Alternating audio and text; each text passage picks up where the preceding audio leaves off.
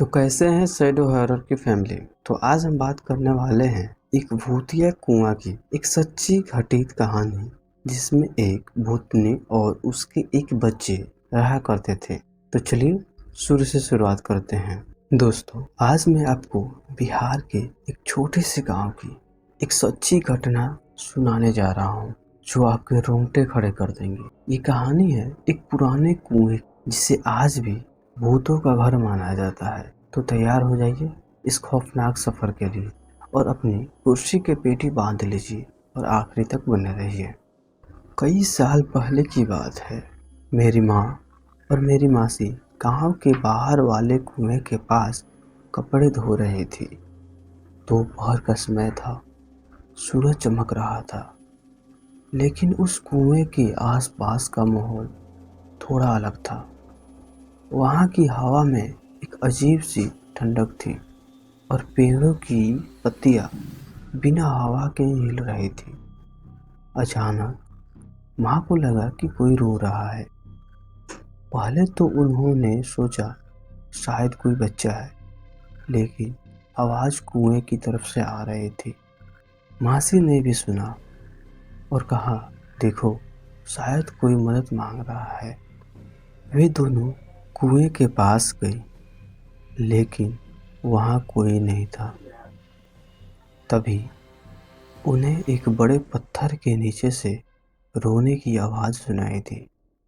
माँ ने हिम्मत करके पत्थर की तरफ देखा और उनके होश उड़ गए। पत्थर के नीचे से एक औरत और बच्चे की छाया दिखाई दी। दोनों जोर जोर से रो रहे थे। उनकी आंखें लाल थी और चेहरों पर दर्द और गुस्से का मिश्रण था। माँ और मासी डर के मारे पीछे हट गई। तभी एक और औरत अचानक से उनके सामने प्रकट हुई।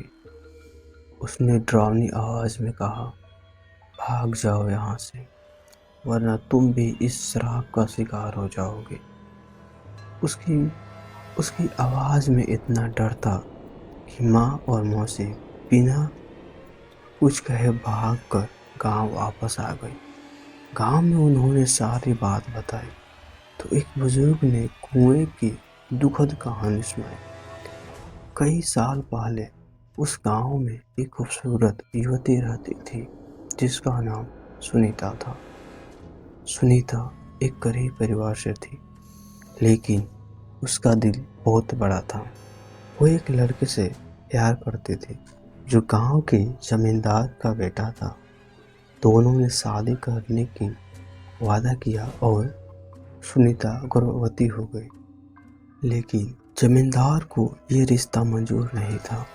उसने अपने बेटे की शादी एक अमीर परिवार की लड़की से कर दी। सुनीता को धोखा मिला और गांव वाले ने उसे ताने मारे।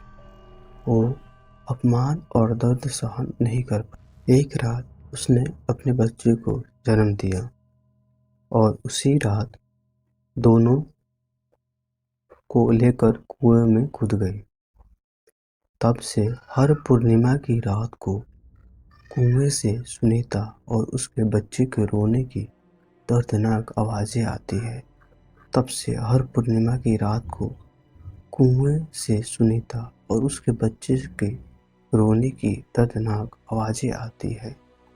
कुछ लोगों ने तो उनकी आत्माओं को भी देखा है, तो शायद अपने दर्द को बयान कर रही है या न्याय की मांग कर रही है।